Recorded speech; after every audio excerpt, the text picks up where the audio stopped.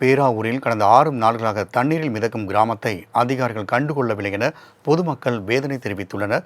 இதுகுறித்த கூடுதல் தகவலை எமது செய்தியாளர் கண்ணன் பாபு வழங்க கேட்கலாம்.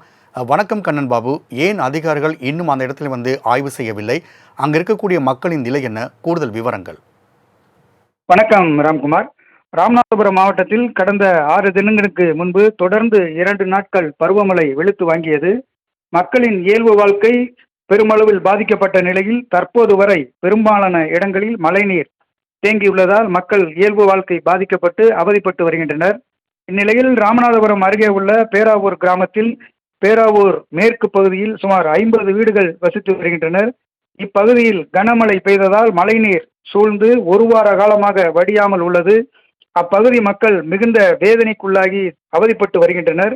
குடியிருப்பு பகுதியில் இடுப்பளவு தண்ணீரில் சுமார் 1 கிலோமீட்டர் தூரம் நடந்து வந்து மெயின் சாலைக்கு வர வேண்டிய நிலை உள்ளதாகவும், பள்ளி கல்லூரிக்கு செல்லும் குழந்தைகள் தங்களது இடுப்பளவு தண்ணீரில் புத்தக பைகளை தூக்கிச் செல்வது வேதனை அளிப்பதாகவும் தெரிவிக்கின்றனர்.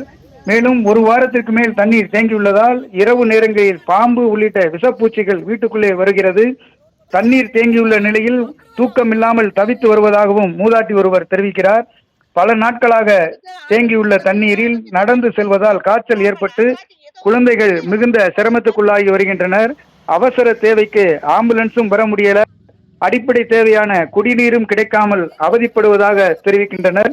இப்பகுதியில் தெருவிளக்கள் ஏதும் இல்லாத நிலையில் வேலைக்கு சென்று திரும்புபவர்கள் மிகுந்த சிரமப்பட்டு செல்போன் வெளிச்சத்திலேயே தட்டு தடுமாறி வருகின்றனர். வாகனங்கள் ஏதும் வர முடியாத நிலையில் நடந்து செல்லும் அவல நிலையை தற்போது வரை தொடர்ந்து வருகிறது. மேலும் பருவமழை பெய்து 6 நாட்களாகியும் அதிகாரிகள் யாரும் இப்பகுதிக்கு யாரும் வரவில்லை.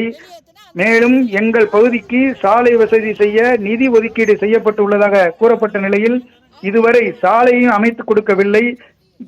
ஊராட்சி தலைவர் உள்ளிட்ட எந்த அதிகாரியும் எங்கள் பகுதிக்கு இதுவரை வரவில்லை என தெரிவிக்கின்றனர்.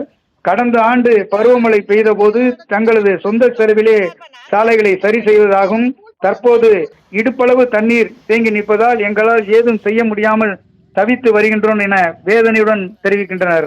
ராம்குமார். கண்ணன், கூடுதல் விவரங்களுக்கு நன்றி.